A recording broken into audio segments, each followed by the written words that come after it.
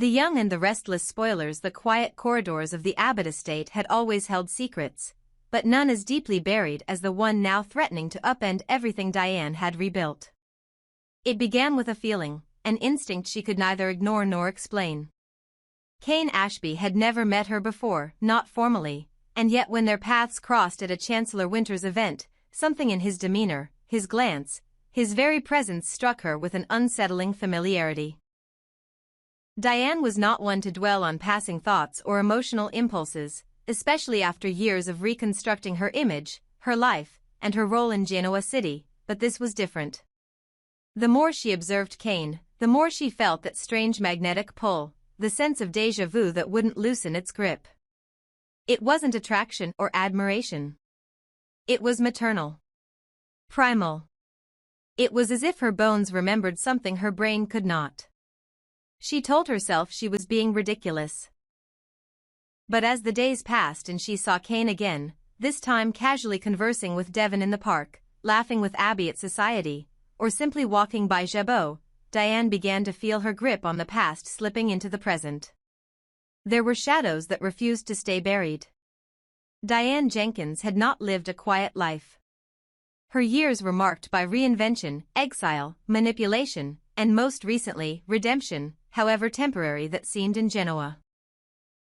But what no one knew, not Jack, not Kyle, not even the late Tucker McCall who had once boasted of knowing every skeleton in her closet, was that long before she ever returned to Genoa City to reclaim her place at Jack's side, Diane had carried and lost a child.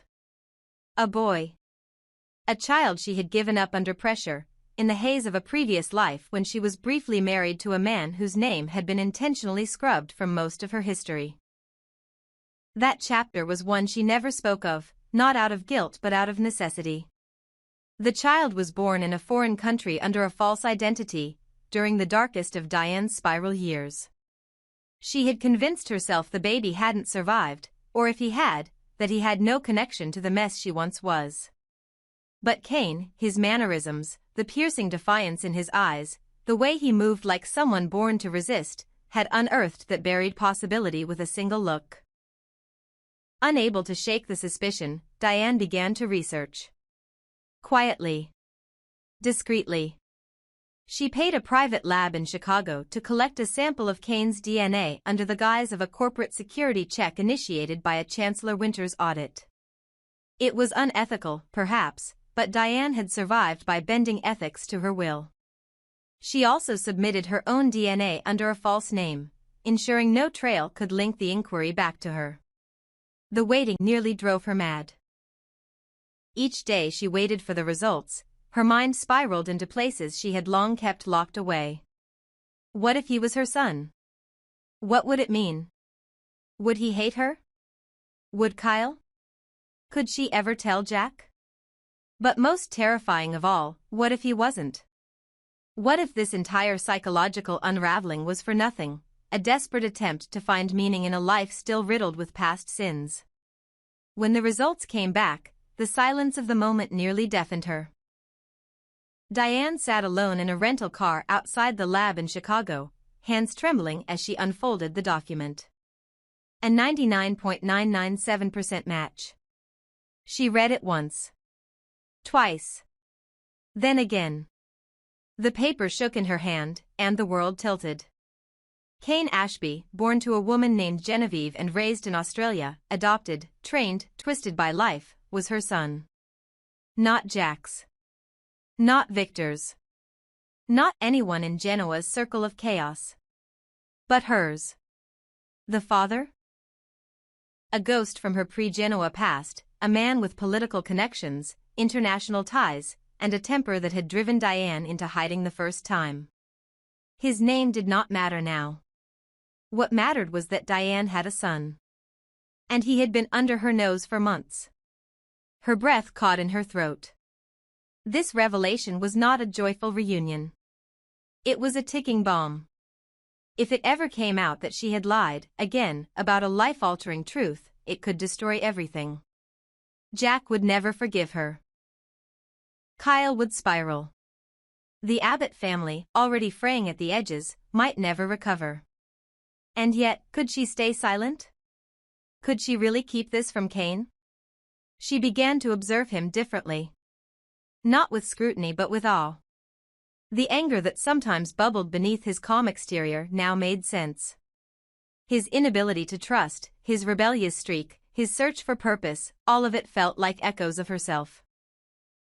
Diane wanted to reach out, but how do you tell a man who has fought to define himself that everything he thought he knew was wrong? Worse, how do you tell him that his biological mother is the most vilified woman in Genoa City history? The situation became even more precarious when she discovered that Cain was beginning to suspect something himself. He confronted her once at society, asking her pointedly why she always seemed to be watching him. Diane deflected, but the tremor in her voice betrayed more than she wanted. He stared at her a moment longer than necessary, then walked away with a knowing look. That was when she knew the clock had started ticking. Someone else would put the pieces together if she didn't. There were too many people who had access to genetic databases now, too many loose threads, too many enemies who would love to ruin her one final time. So Diane did the only thing she knew how to do, she created a plan. A slow reveal. A controlled narrative. She would start with Phyllis, oddly enough. Phyllis, who hated her more than anyone, but who might also relish the secret enough to help her protect it, for a price. Diane knew the enemy you bargain with is safer than the friend you betray. But before she could act, another complication erupted. Cain was being courted by Audra for a secretive merger between Chancellor Winters and a shadow investment firm with ties to Newman Media. The political games had begun again, and Cain was now standing at the center of a web of ambition and manipulation. If Diane revealed her secret now, she would not just be destroying Jack, she might be throwing Cain into a war he was biologically born for but emotionally unprepared to face. There was another wrinkle.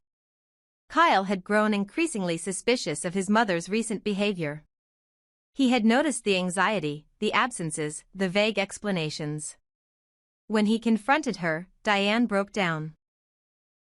Not with tears but with silence. The kind of silence that says too much. Kyle began investigating on his own, unaware that the truth he was about to uncover would make him question everything. If Cain was his half-brother, what did that mean for Abbott family legacy? For Kyle's place within it? For the fragile reconciliation between Jack and Diane? Meanwhile, Diane retreated to the one place she could think clearly, the cabin by the lake. It was there, years ago, that she had once faked her death. Now she sat in the same chair, holding a letter she had begun drafting for Cain. It was raw, unfinished. She didn't know if she'd ever send it. The truth had power, but also consequence. If revealed too soon, it could devastate. If hidden too long, it could destroy. Diane was trapped in a paradox of her own making, a woman who had risen from the ashes only to find herself standing in a new fire. As summer deepened in Genoa City, the storm clouds gathered, literally and figuratively. The Abbott garden party was approaching, and with it came whispers of new alliances and betrayals. Diane would be there. So would Cain. Kyle. Jack. And Audra, holding her cards close, perhaps closer than anyone realized. Somewhere in the shadows, Victor had caught wind of a secret, though he didn't yet know its full shape. What he did know was that Diane was hiding something. And Victor Newman never let secrets stay buried. The moment of truth was approaching. Whether Diane wanted it or not, fate had already begun to unravel the lie she had only just learned was true. The question now was not whether Cain was her son. That was undeniable. The real question was, would he forgive her or destroy her? And in the process, would the revelation of this secret shake the very foundation of the Abbott legacy? Or give it a new heir whose arrival had been 2 decades in the making? Let me know if you'd like a title, or if you'd like to continue this plot further in the next chapter. She sat in the stillness of the room, her hands trembling, the envelope now open and the truth staring back at her in clinical black ink. Cain Ashby is your biological son. The words were typed plainly, as though they were reporting the weather, but to Diane, they thundered through every fiber of her being like the collapse of a dam. She couldn't breathe. Her knees gave out, and she sank to the floor, clutching the paper as if it were the last thread tying her to the universe. Tears came silently at first, then violently, as the full weight of the revelation settled into her chest. She had thought she was prepared. She had believed that knowing the truth would bring clarity, direction, maybe even hope. But instead, she felt paralyzed by the enormity of it all. This was her child. Her flesh. Her blood. Her boy. But he wasn't a boy anymore. He was a man, scarred, proud, independent, and he didn't even know she existed. Worse, if he found out, he might hate her for it. Diane had spent years cultivating control. She had rebuilt her life brick by painful brick. Her return to Genoa City had been nothing short of a resurrection. She had clawed her way back from the grave, literally, and fought for love, respect, and the fragile semblance of family she now had with Jack and Kyle. She had learned to speak softly where once she shouted, to pause where once she stormed forward. But now, with one piece of paper, everything she had built threatened to unravel. Because how do you tell a grown man who has already lived a lifetime of trauma and betrayal that the mother he never knew he needed has been watching from the shadows? And yet, Diane knew she had no choice. To do nothing would be a lie of omission. To hide the truth would be cowardice. If motherhood had taught her anything, if only through her failures, it was that love sometimes demands the impossible. But even as she sat sobbing on the cold marble floor of her guest house, the question haunted her: how does a woman like her, with a history tainted by schemes and mistakes, convince a man like Cain, strong, guarded, fiercely independent, that she deserves to be called his mother?